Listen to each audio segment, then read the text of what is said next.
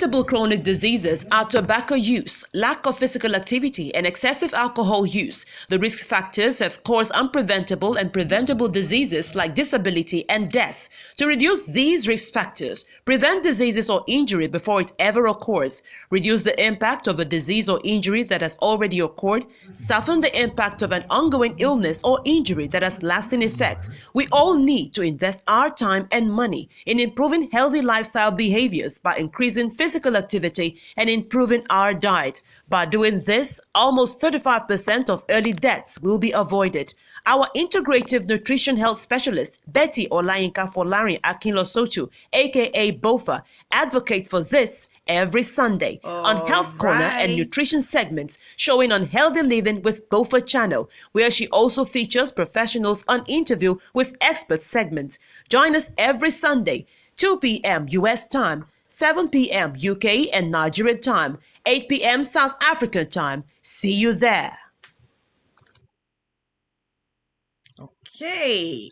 All right. Welcome back, everybody, to Healthy Living with BOFA show. My beautiful and wonderful people, I want to say thank you so much for tuning in to join us again on Healthy Living with BOFA show. I'm Betty BOFA, your one and lonely advocate for wellness, bringing information on health and nutrition from BOFA TV. Today is a special day.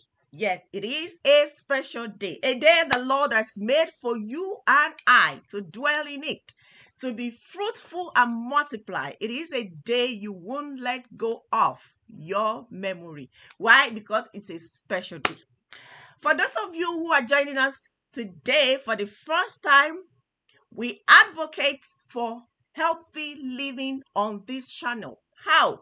We sensitize on living well in all areas of life, which means we are not only talking or educating on health and nutrition, but on optimal holistic health and wellness, your well-being. Things that affect our well-being, which includes the body, our mind, our environment, spirituality, community we live, emotions, finances, and career. And that is the work we do. My goodness. So get ready to call into the show today when that window is opened. The number to call is showing on the screen right now. Nigerian number to call is 08104744317. Or you can call us on our WhatsApp, +1 917-889-6854. And for those of you who have my direct number, you can leave these two numbers for our fans and get on that my private number. Let's do it. Right now at this time, I guess it's on time. So let me get our father in and we get started.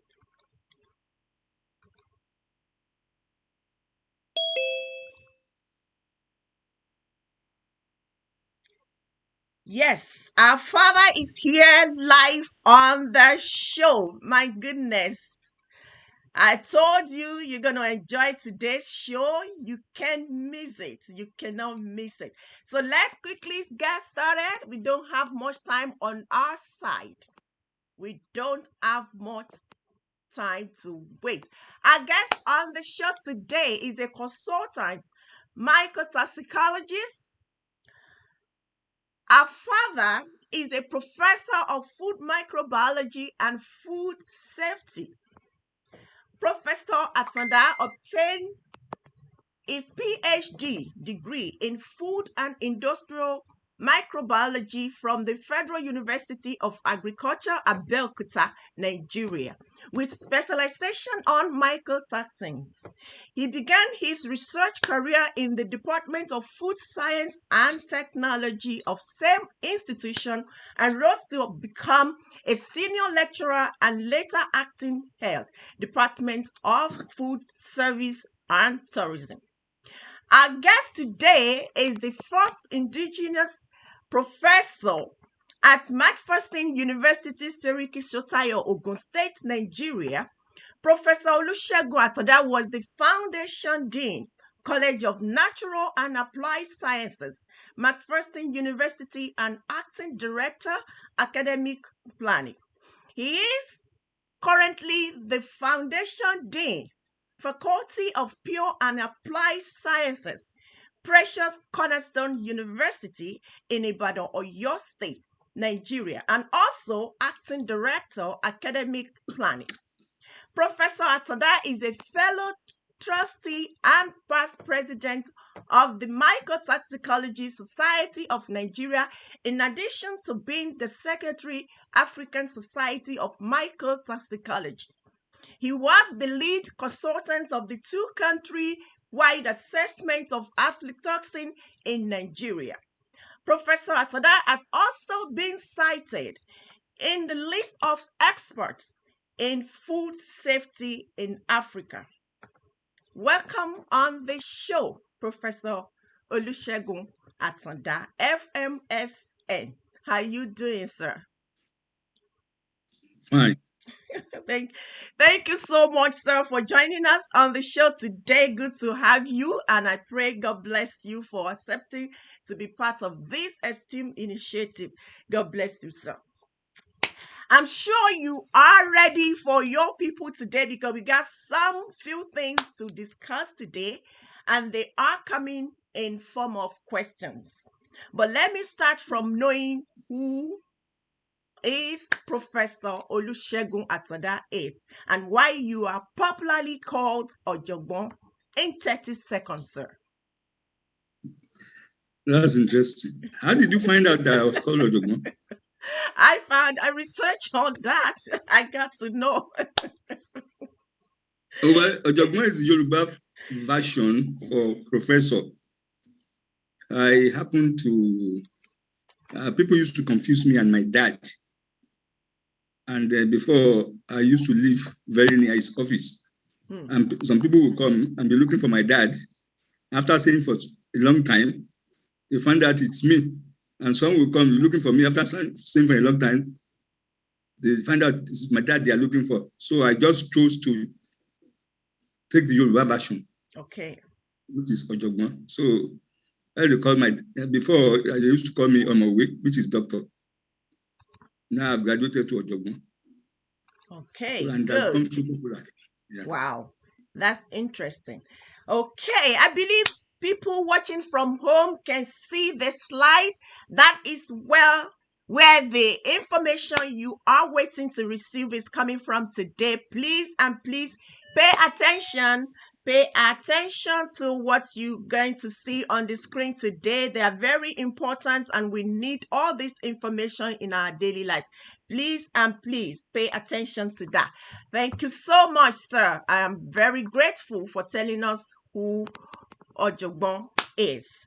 Thank you, sir. Now, let's go to the reason why we are here, because our people watching from home can't wait to have what mycotoxicology and oenology is. What is mycotoxicology and oenology? Can you please tell us this? Because not everybody have information on that.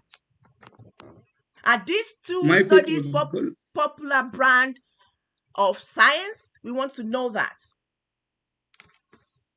Mycotoxicology simply means fungal toxins. So mycotoxicology is the study of fungal toxins. You know, there are so many toxins. We have bacterial toxins, we have this, we have that. So mycotoxicology is study of fungal toxins.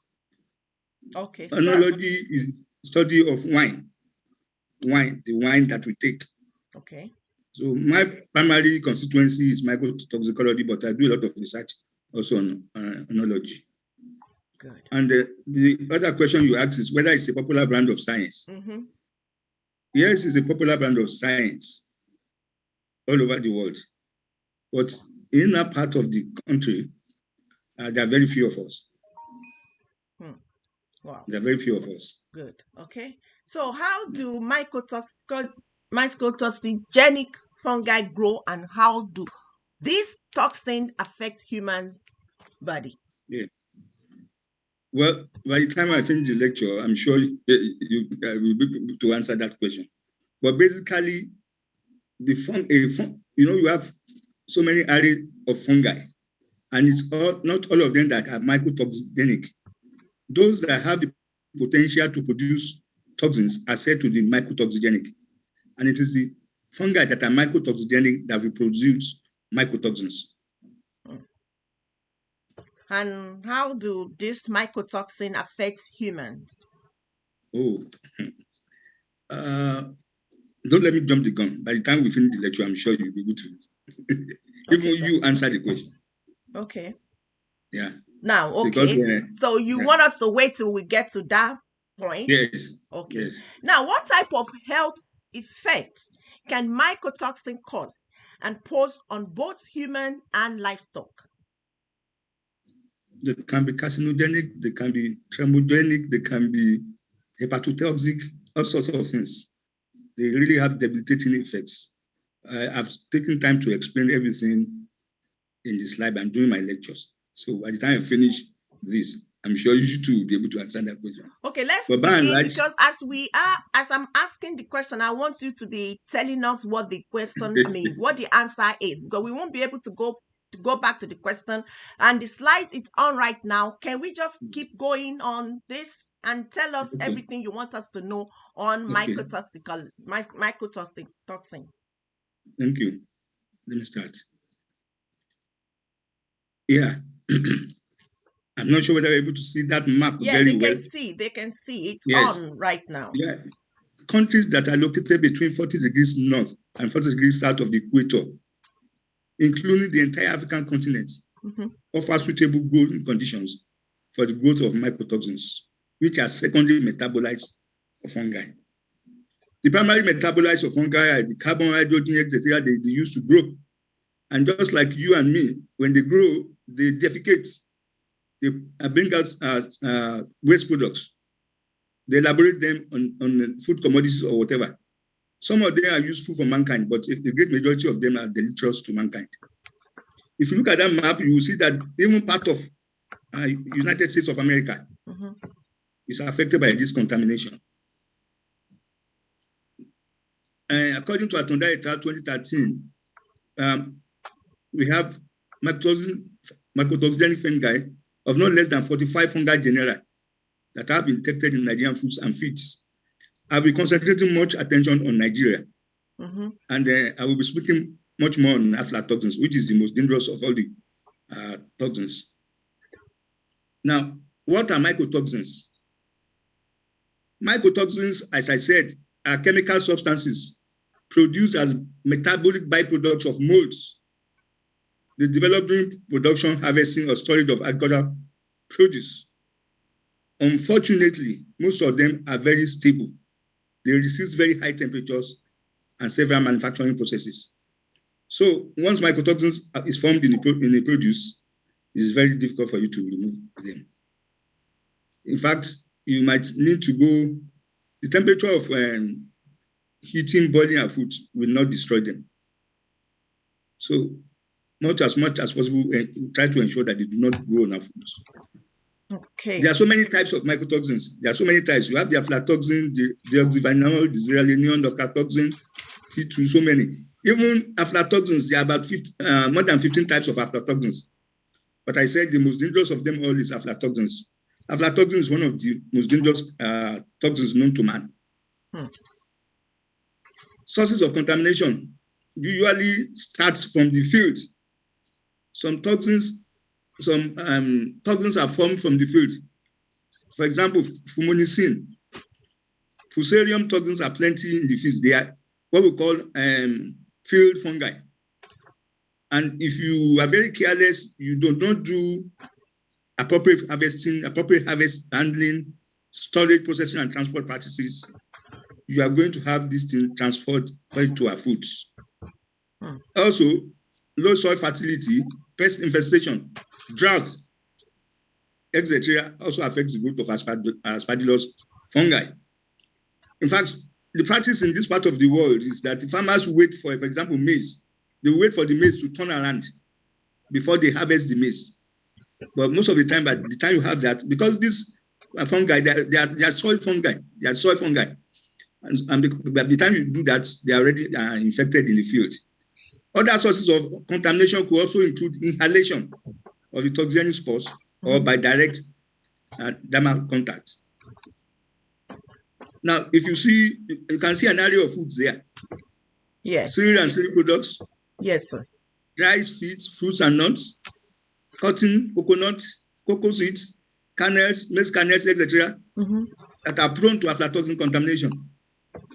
In fact, and they are used in production of various foods, such as ogi, eko, tuwo, ankwa, masait, etc. In fact, in the last few years, Nigeria problem with its melon, with its ogbono, and things like that, because immediately they got to the EU, they were rejected because of aflatoxin contamination. Look at this picture. I don't know how many of you are familiar with it. That's corn, right? That's corn. Okay. But yes, but in this part of the world, this is the familiar thing that you see. Okay. Even as it is like this, some people will still roast it and eat. Or they remove this bad portion and give to hens and chickens. But they've forgotten that we eat hens and chickens. That's right. The thing comes back to us. Oh my goodness. Yes. And people are very careless. They will just say, everything can be eaten together. I mean, if you see this, you also see that there have been mold infestation, there have been insect attack, and etc. And so some people used to use it to make ogi. Yes. That is less costly. But unfortunately, you are drinking, and in this part of the world, ogi, what I call maize gruel, is a common thing for infants. In the morning, in the afternoon, in the evening, is ogi. I used to have a friend. He used to be in the University of Ife then. They did some. They opened some cadaver. You know what is cadaver? Dead bodies, and they opened the head, and they found aflatoxins in the brain of dead people. You can also see these rotting yams. You see all these places, all these rotting yams here. Yes. Also, especially the market women are very clever. When they know they are going to put the yams in the market, they will quickly wash them, wash everything off, and dry and sun them, and then sell it to you. And you think you have got very good products because they are very big. So definitely they can use it for this powder amala, right? Yes, that's what we do. That's what we do. Wow. That's what we do.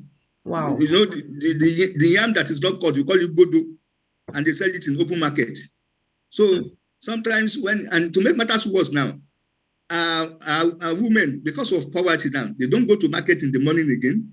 They don't go in the afternoon. They go in the evening when things are cheap, where they go to buy what we call esha. The things that even God said that we do not eat. All the remnants, that's what they go to buy because it's cheaper. And then they feed their people. You can also see another, look at this too. This is very common. This is kundi and dried meat. It's much cheaper. You can see mold infestation and everything all around there. Yes. And people just buy. They will buy and soak it in water. And then the thing will look like normal meat. And then they eat because it's cheaper. But they are eating, I used to tell some of them that you are eating your liver. So now, what is the adverse effect of this mycotoxin, all these toxins in our body? What will it cause in our body system? We will get there. Okay. This is the health impact.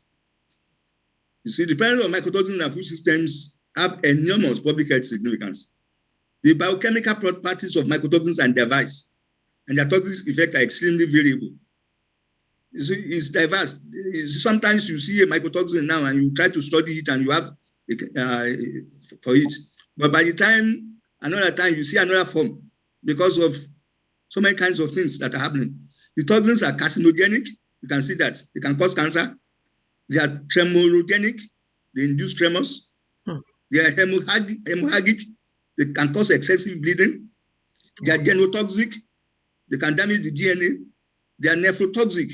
They are toxic to the kidney. They are immunotoxic. They affect your immune system. And also, they are teratogenic.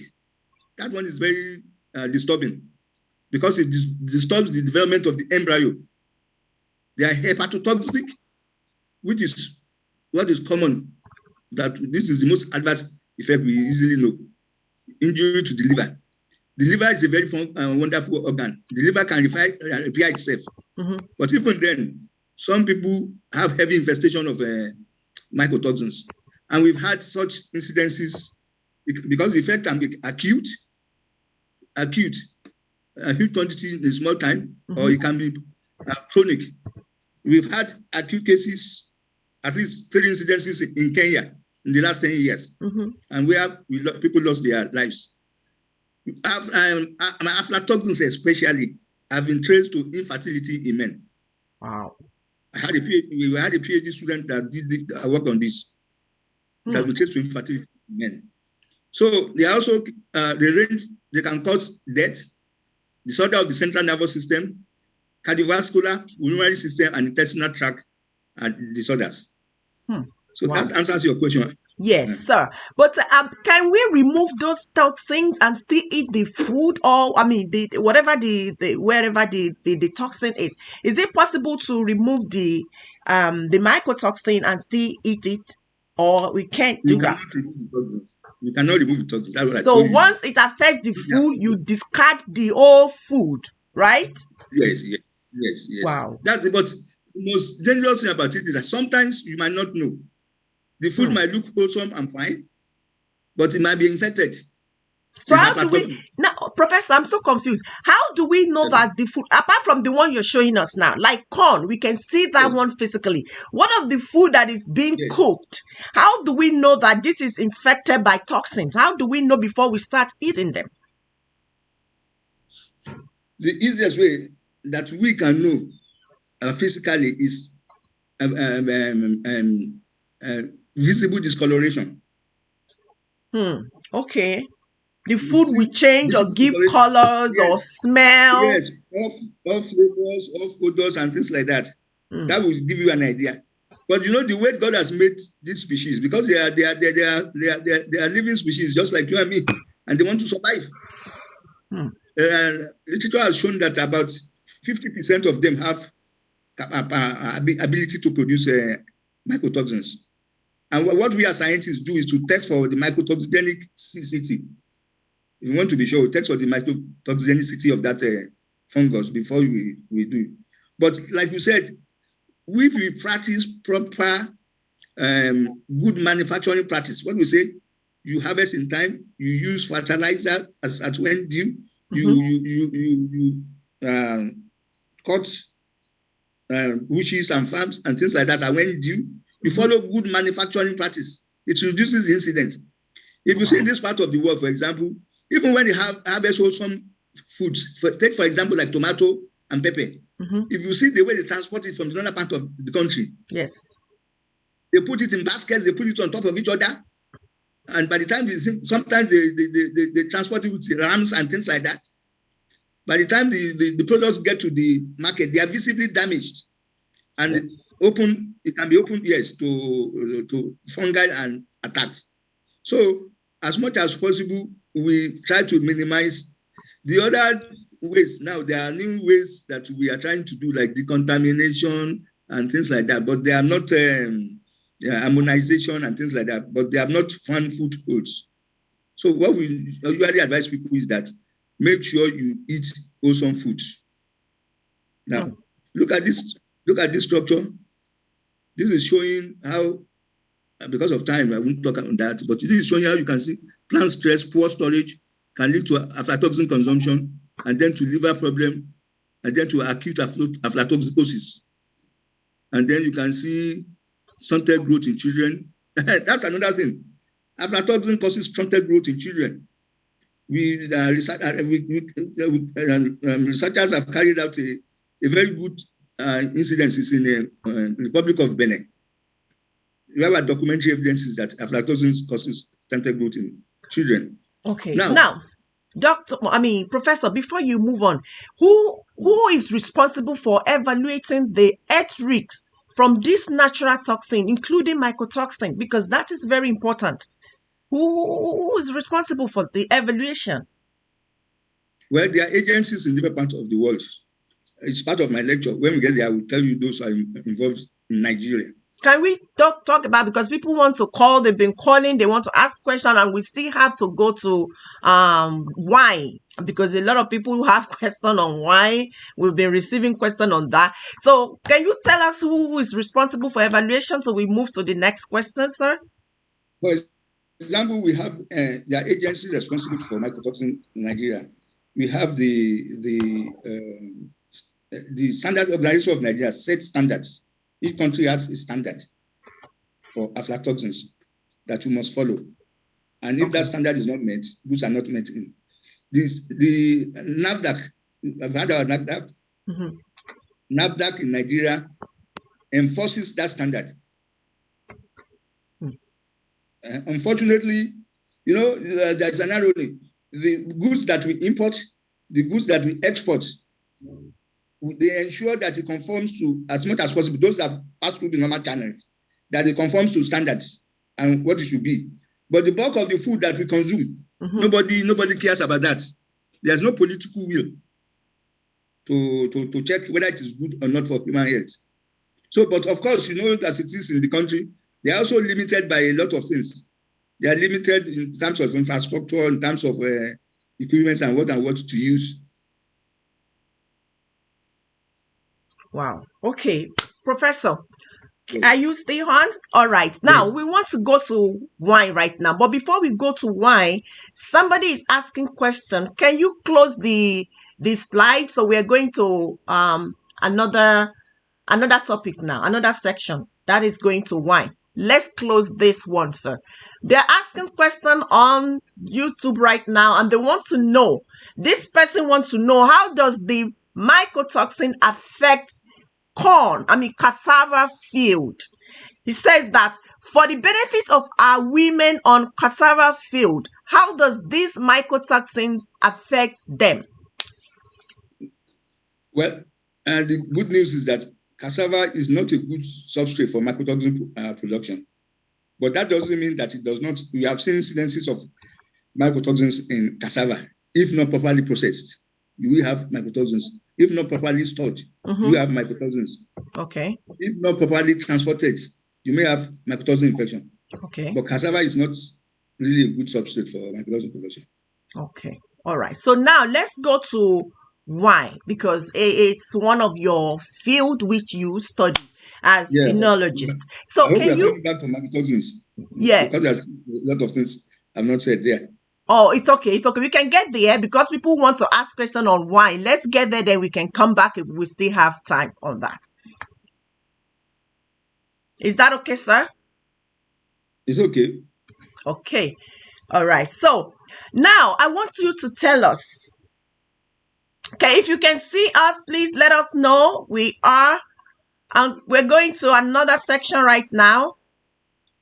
If you can see us, please let us know.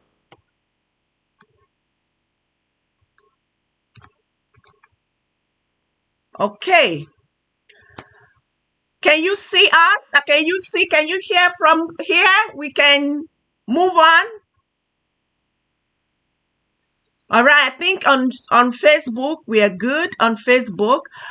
Professor, can you tell us the amount of wine our body needs daily? Because people have turned to be an alcoholic person, and we want to correct that. It's true we need alcohol in our body system, but how much? So they want to know. Well, there's not really a consensus of opinion on what is good, but by and large, instead of closing gaps, scientists are not expanding gaps regards that. But what I will tell you, number one, is whatever you do in moderation. If you take water too much, if you take water can be dangerous to you. The way if you consume water in a dangerous way, it can be dangerous to you. So, but by and large, most organizations agree now is that maybe if for a woman, one glass, about 150 a day is all right. For a man, 2 glasses. But by the time you are shooting to 3 for a woman, 4 for a man, is becoming dangerous. And what are the negative effects of excessive and by the time intake? you are shooting, you are getting up to about in a week, you are taking up to about 7 for a woman, 14 for a man. It's dangerous. Wow. So now, what are the negative effects of excessive wine intake? So many things. 1, obesity. In fact, it's as if you are living on the wine. You are not a normal person. It's as if you are living on the wine. Wow. 2, you have a lot of course, you are going to have increased risk to stroke. And then instead of the wine now being protective now, you'll be having cardiovascular disorders and so many other things like that. So it's better for you to take things in moderation instead of, some people are very funny, you know. They won't take wine, but in the night, they'll just rush a whole half a bottle in advance sleep. That's not a good habit at all. Wow. Now, they want to know, the question is coming that which one is healthier, palm wine or red wine? In fact, the issue of palm wine, you know, it's our local wine, and people want to know which one is healthier. Is it the palm wine or the red wine or the white wine? Which one is healthier? Red wine is better than white wine. Okay. What about the palm wine? Palm wine is better than all of them. Wow. Yes, because palm wine. Viewers, I'm sorry, sir. Viewers, if you want to call in, you can call in. The number is showing on the screen right now. Ask your question. This is the time to ask question right now if you want to call in. So, Professor, sorry to cut you short. Right there. You said palm wine is better, is healthier than those 2 wines, right? Can you tell us the more advantage that one has over the other 2? What are the health benefits we get from that palm wine that we don't get from red or white wine? Usually palm wine is fresher. Okay. Then if you fresh palm wine, fresh on the tree, is sweet and undiluted. Yes. But palm wine undergoes what we call spontaneous fermentation. In minutes, it starts fermenting because of wild yeast. It starts fermenting at an alarming rate. So, and once you have that, then it also becomes a bit toxic. And then you don't add sweeteners, you don't add flavors, you don't add all sorts of that to palm wine. You just take it fresh and raw. That's done in a hygienic way, not the one that's diluted. Okay, now you said that palm wine is sweet. Are we not getting calories from it, which can be so disturbing? If it ferments, if it ferments, it's good. Okay, if it's ferment from the tree, if it's not diluted but even then, palm wine, the sweetness is sugar, so you still get calories from it, even if it doesn't ferment. You still get calories from it. But like I said, whatever you do in moderation. You do in moderation. So it's when you don't do in moderation that becomes the problem. Okay. So now, can you tell us why women have to take 1 glass of cup and 2 for men? Why is it like that? Why not the same? Why not taking 2 the same way men? You might have to ask the American Cardiovascular Association. So, American Professor, what about palm wine? Is it the same amount we must take? 1 glass of palm wine for women and 2 for men. Is it the same? That's a challenge given me. Maybe we have to do research on that. So we don't have the specific amounts for palm wine. So we can just can take the whole bottle and drink it. I say if you take things in moderation, you can't take the whole bottle. For example, now, if you have fresh palm wine is sweet, so you just be taking it. And it's not alcoholic when it's fresh on the tree, just fresh. But you cannot do the same when the thing has started fermenting. Wow. Yes. Wow. Wow. So now let's go back to mycotoxin that we Yes. are talking about before. Now, Yeah. mycotoxin said to be natural toxin produced by certain mold, which is known as fungi, Yeah. and can be found in food. Now, can you tell us which food can we find this type of toxins, and the common food that we eat, please? Can You I go back to the mentioned slide? some food, but we still have more. There are lots of food out there. There are lots of food right there. Let's we have a call coming in. Let's see. Hello. Hello. Hello, ma. Yes, so who is on the Are you line? hearing me, ma? Can we have your name and So your question, please? Amanda, Go ahead with your question. I'm from Ibadan. My question to you is, what is the benefits of palm wine versus the benefits of red wine, and what can they do for your immune system? Professor, did you hear the question, or you want me to repeat it? Repeat it. They want to know the benefits of palm wine versus red wine. Well, talked about the benefits of red wine if consumed in moderation.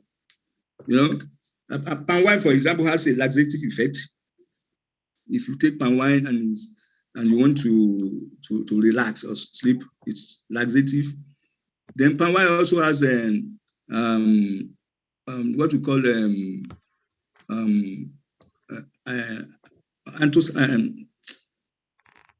oxidative, forgetting the name now, these oxidative chemicals that remove oxidation from you, that remove stress from you, just like wine. So that one is also good for your health system. And then some people, even at functions, I mean, that's also one of the benefits. And functions at home, you serve palm wine to yourself and to visitors. So those are some of the benefits of palm wine. And then, like I said, it is not imported. There are no additives to it. It is not, if it's not, you don't add sugar, you don't need to add sugar to palm wine and things like that. So it makes it more natural and fresher for you to take. Unfortunately, I don't take much of palm wine, so but I know that just as people who enjoy beer, they say it has this appetizing and taste to the mouth and things like that. So palm wine also has that. Okay, thank you so much, Professor. And Now also, let's have the last. Sorry, it has a high concentration of yeast. Okay. That's a very high concentration of yeast. Especially you have eye problem and things like that. Yes. Okay, now if this mycotoxin gets into the body, what is the outcome? How do we treat it? How do we get it out of the body? Is it so deadly? Is it treatable, or what? Well, medical doctors will be able to answer that question. But I've told you some of the things that it causes. And then for me, I think it depends on the stage that you get to the hospital. If you get there at a very late stage, when your kidney is almost damaged or your liver is almost damaged, that's a problem. But if you get there early in time, fine. But for this part of the world, a lot of people do not know that they have this or that. In fact, the chronic effect of, one of the reasons why in this vanguard, because of the chronic effects of aflatoxin, it's additive. It's add up to you. It stores in your liver, it stores in your kidney. It just stores and stores and stores like that until the person cannot take it anymore. But unfortunately, in this part of the world, instead of facing issues, they will say you have been killed by a witch, an uncle or a cousin, not knowing that it's because of your careless attitude. Yes. Wow. Oh, thank you so much, Professor.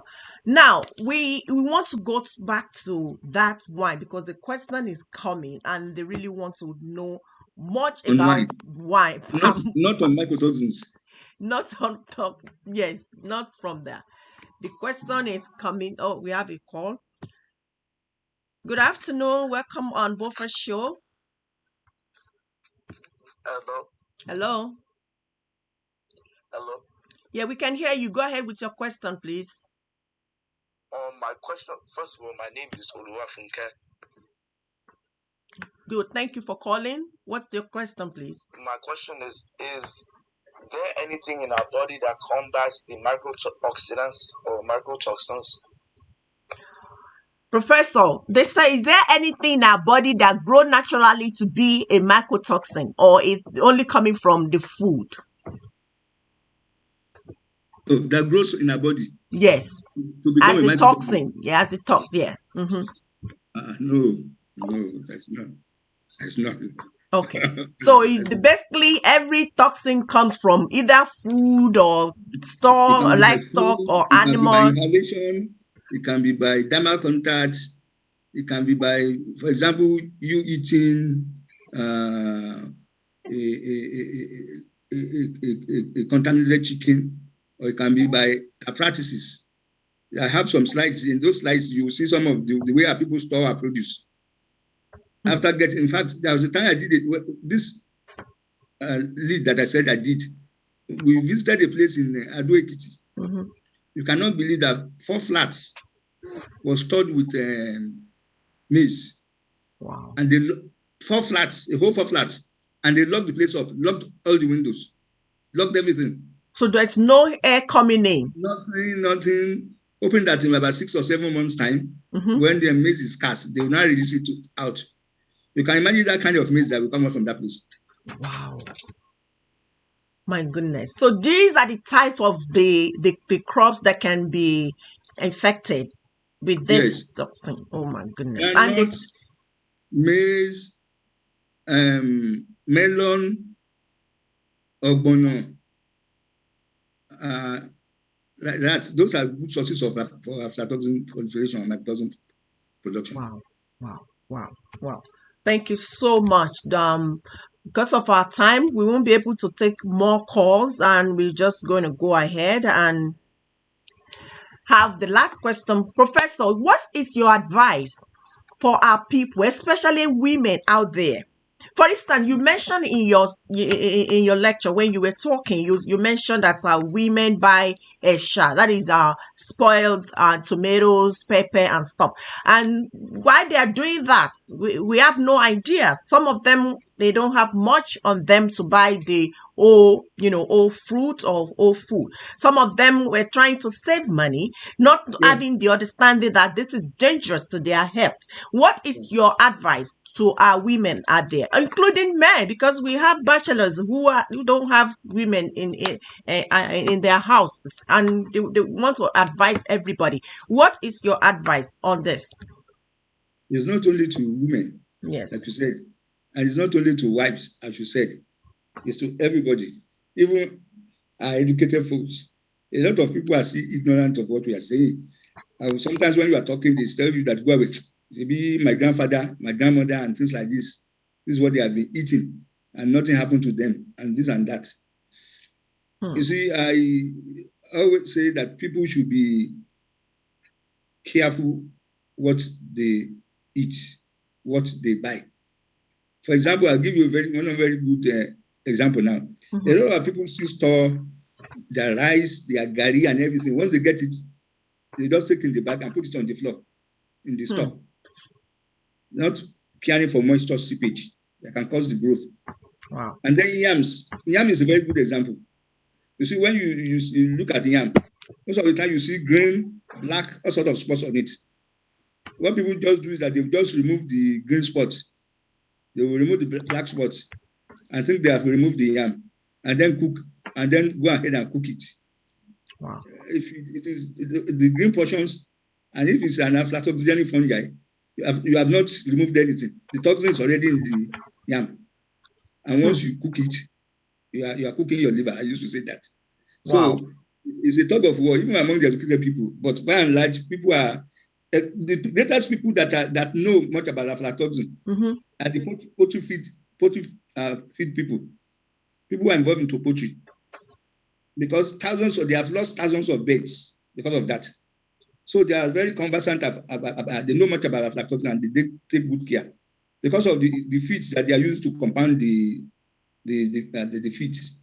They usually have kuli, they have granules and things like that there. And if they don't check or they don't use binders, or they don't check before buying, they sustain enormous loss. So if you find the greatest people who are aware about mycotoxins and things like that is the poultry people. Wow.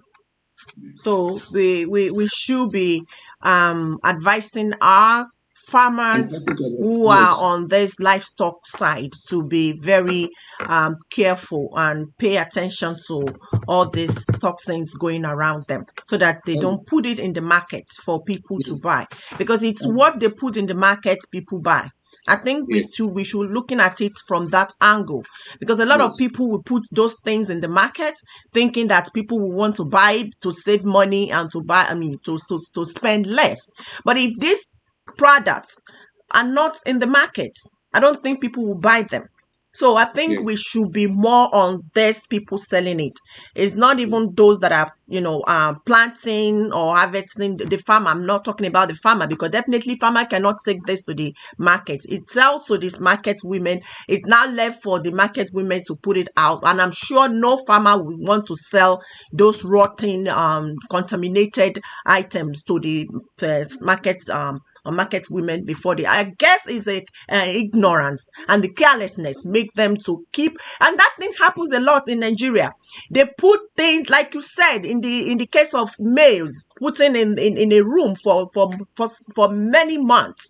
Some people, they put products, even this processed food, they put it in a safe place, thinking that when the inflation comes, they bring them out to the market and start selling. And our people have no idea that they need to look at the label, the expiry date, before they buy anything in the market. It is very, very important that we look at the labels, we look at the expiring date before you can buy this, because what you buy will depend on how you are going to eat, when you are going to eat them, how long they are going to stay in your food storage.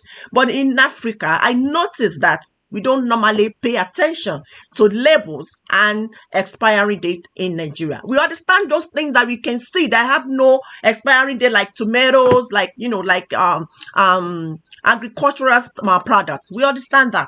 But what about the one that have labels that have expiring date? So people, it is very important we pay attention to whatever you go to the market to buy, whether raw food or processed one in the can, in the box, wherever you want to buy it. Make sure you take your time and look at the label and the expiry date. It is very important. Those that put the date there, they know the repercussion of you eating it after it expired, so that you don't damage your system. You don't cause anything that can easily be taken care of. So please and please, we're saying this, and we want you to, everything we talk on this show, it's about preventive care. We want to prevent it before it happens. There are a lot of things that happen to us this day, and it's caused due to our ignorance, inability to pay attention to certain things that are very important. That is the reason why some people get into trouble, or health problem. So, Professor, I want to say thank you so much, sir, for coming on the show to bless us this afternoon, to give us this essential information you share with us. God bless you, sir. We really appreciate you. And I want to say God bless you and continue to lead you and give you the wisdom that you need in everything you do. Thank you so much, sir. I don't say goodbye to my guests. I say good night, sir. Thank you. Just to add, that there's a society in Nigeria, the Mycotoxicology Society of Nigeria. And this is what they are doing. Annually, they do conferences, trainings, and workshops. And most of the time, they invite farmers, scientists, and things like that. Okay. To war against these mycotoxins. Wow. So, do you have a fixed date in a particular year that you have that training for farmers? It's usually around the middle of the year, but we have a website, so I can send that to you. Okay, please do and share with us. Is there any book you want to share with us, that you have any book on this, what we discussed today? Unless they're in my slides. They are just there are 2 books on mycotoxins. Okay. There's one on fungal and mycotoxin contamination of Nigerian foods and feeds.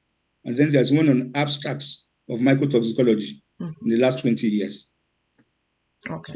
Thank you so much, sir. I'm going to share, you share that with me on my WhatsApp platform, then I can share with people, including this website for the farmers to join you during this your conference for the farmers on toxicology, mycotoxin. Thank you so much, Professor, for coming on the show. God bless you, sir. Good night, sir.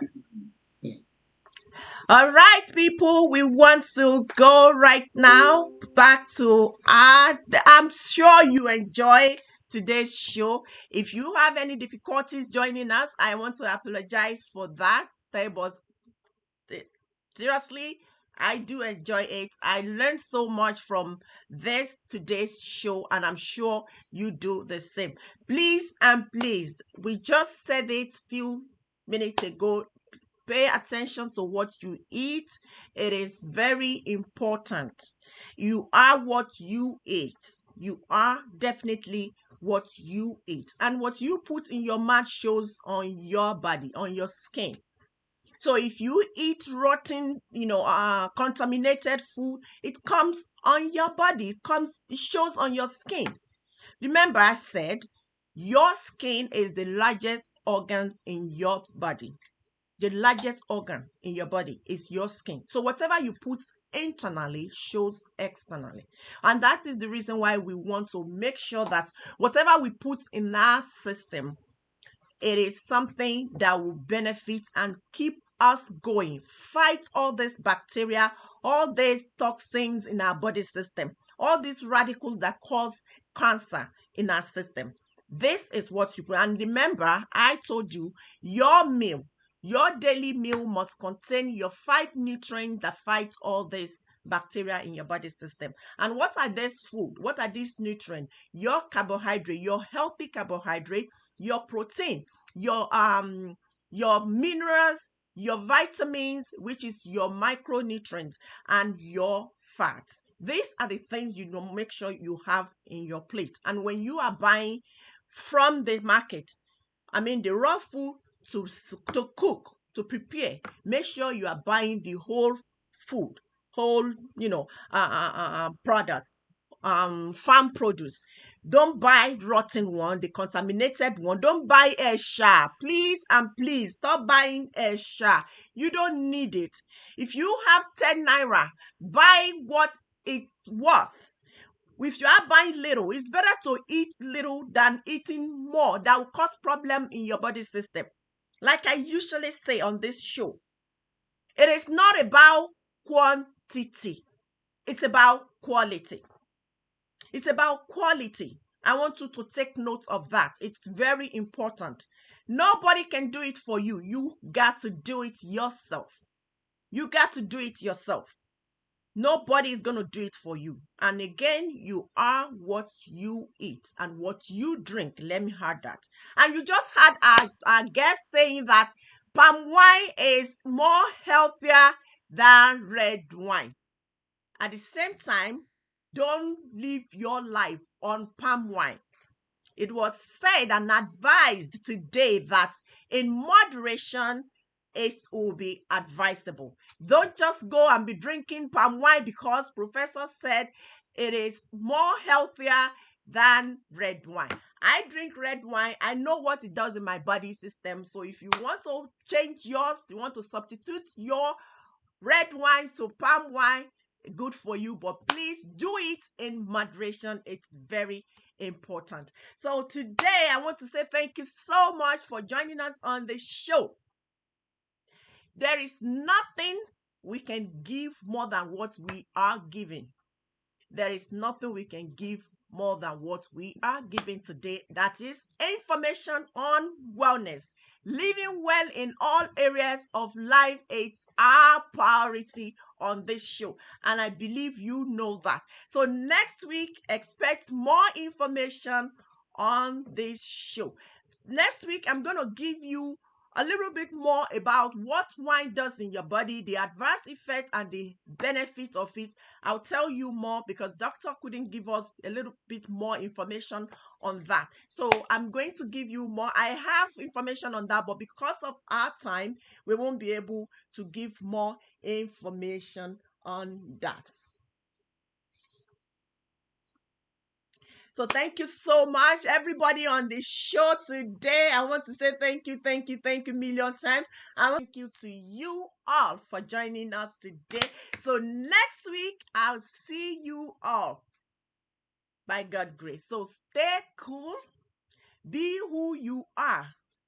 Don't do what will cause you trouble. So let me close today by saying promoting healthy lifestyle is actually an investment that will help you save money later on.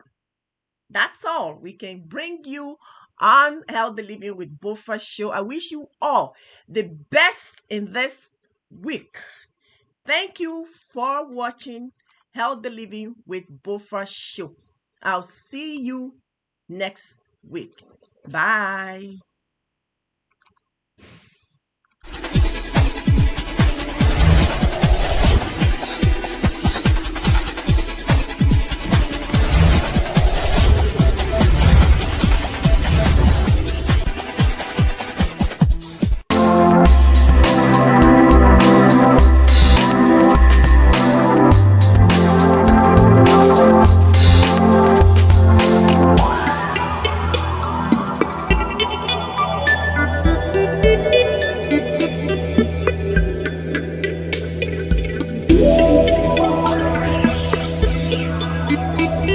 Thank you.